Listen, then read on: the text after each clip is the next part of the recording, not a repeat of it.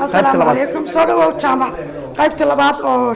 ماركتا construction كأما ما أنت وحنا كهاللينا business صح يهرمرك جناحسية ما شاء الله نحن والله وحنسكت هنا هنا وحكسمين this is a washroom and we put the tiles yesterday and Saturday floor كمان سميني وديار establishment وحاولي من توالتكي سنكي already shower وكجيا يودن هالك لما اللي فيها وحنستلقوا هنا ما شاء الله مركز beautiful ما شاء الله تبارك انت نقول كلواي this is the room قال كان يو فديقاس وين يمحل جكاديسا يو سوشا وين يونت وهل قف ميامك انت هذا قولكاس يو جكادان المسخوشان يو قولكا وين يونت اه وين يونت واي yes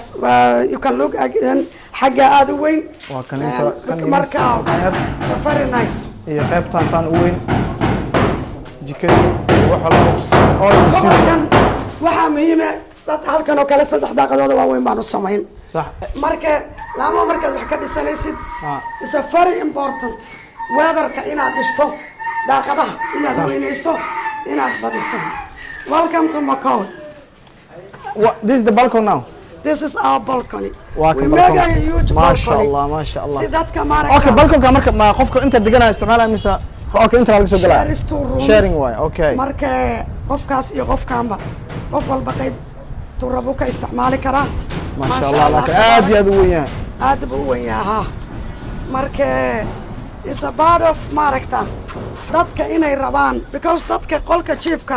hal saacada waqti yar baa la galaa dadka jooga laakiin waqti badan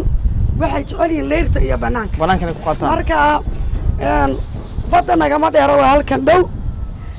aad bay u dhowdahay ma sha Allah tabaaraka halkan airport baa iga soo horjeedo airportkan waa airportka diyaaradaha qumaatiga ay ka kacaan oo helicopterada iyo diyaaradaha emergency-ga ku kacaan meeshan oo xiran waa ilaa xagga weeyaan okay airportka soo markays marka ma sha Allah tabaaraka that is beautiful very beautiful wallahi dabaysha kugu dhacaysa waxa loo qaadan and this is the view of Macau Macau horta ma sha Allah horta maam istaraatiijiga maamada waxa waaye meesha ugu fiican ma sha Allah hotel ku jira haddii aad ka imaato maxaa la yiraahdaa Mombasa aad ka imaanayso wadadan laamigan aad ku imaanaysaa laamigan wuxuu ku soo marnayaa Malindi Minjila markaad ka soo baxdo Hindi soo maray xataa waxaad soo maraysaa Witu Hindi kadibna Macau ilaa all the way wuxuu ku geenayaa magaalada Lamu soo meesha hotelka kuma wareerayso hotelka maamada intuu ku yaala ma dhihaysid markaas aad u soo socoto on your left hotelka ka qabanaya waana kana u jeedaan ما شاء الله hotelka istaraatiijigiisa meel fiican oo ku yaala maamada brandigeedana dad wadiisa qof alla qofkii aad ku aragto Macau dad tira maamada Soomaali sida lagu wado waa lagu keenaa maamada ma sha Allah maamada meesha caanay ka tahay ma sha Allah bal insha Allah bal aan fiirna banaanka hoos marka alxamdulilaahi rabbil caalamiin ilaahay bay mahadoo dhan u sugnaatay sababtaan waxaan oo dhan idin la wadaagayo in Afrika 25 sano 23 sano qurba joogay Afrika waxba la baahan yahay wax ka soo darmo ogiye waxba laga qabsadaa dadka wax ka sheegaya aad bay u yaray lacaga kanu baan la daayay kana waa lagu dhimanayaa gaaja jirto shaqo ma jirto shaqo hadaan jirin waaydan adiga kariyeed garaysi marka wadam tarayn right now inaan aniga iyo 20 30 40 qof oo kale ilaa boqolaal aan shaqo u kariyeed garayo right now I'm employee waxa hadda yaa maanta 30 iyo dhowr qof wax guri dhisayo wax beerta joogo wax loo xoolaha joogo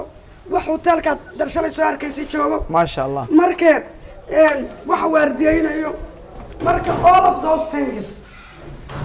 Afrika shaqo waa taala ee dadka shaqaysta la leeyahay Afrika anaga Soomaali baan nahay ama Mareykan tagno ama Afrika tagno shaqo anaga subsan marka alxamdulillah rabbil caalamiin kan waa musqusha qolkan waa la dhisay ayadana waa la wadaa maado ilaahay bay usinaatay sagana waa unit kale halkan marka waa unit kan horay ma laha gadaal buu laakiin leeyahay waa horay dadka waa hallway ama corridor waxay dhaan dadka ka dhaxaysaa ina kan marka laga dego moolaya ya jaranjarka moolaya inta laga dego ma yaal jaranjar bas waa inta balkonka waa okay balkonkan uu leeyahay qofka ilaa uu soo socda balkonka ma sha Allah inta uu ka dhamaada moolaya then another room رومكان أسجنا وحلياي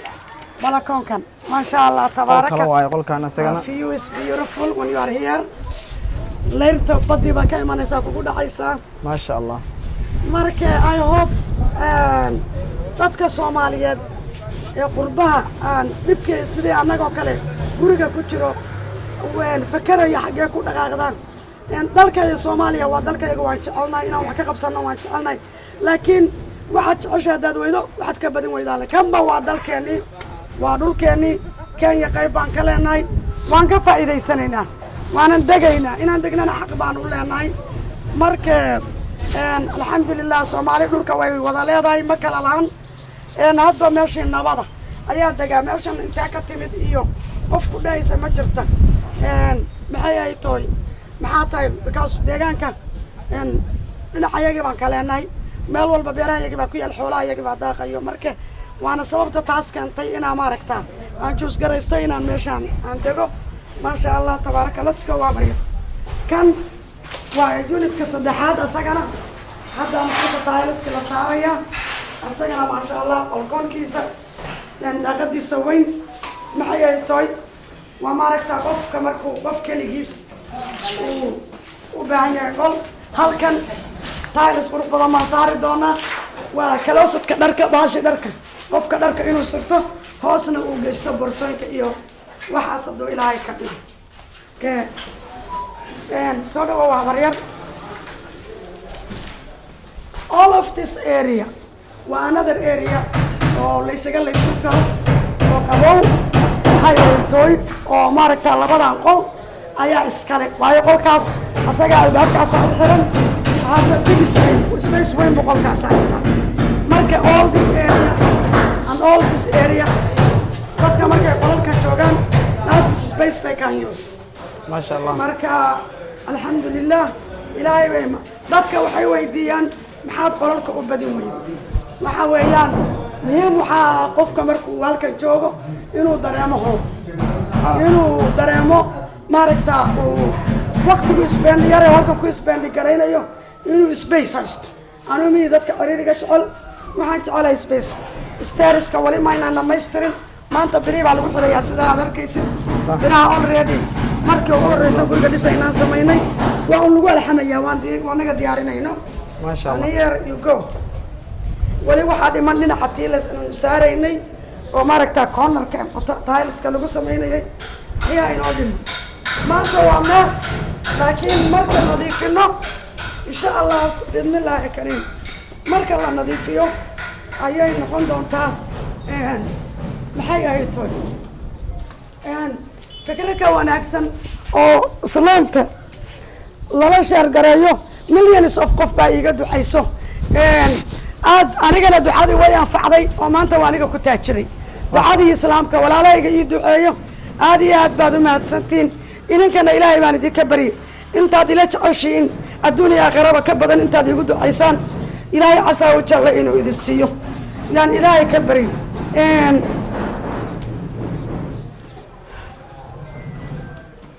maalka waa fidno ilaahay idinma fidneeyo ilaahay idinkuma fidneeyo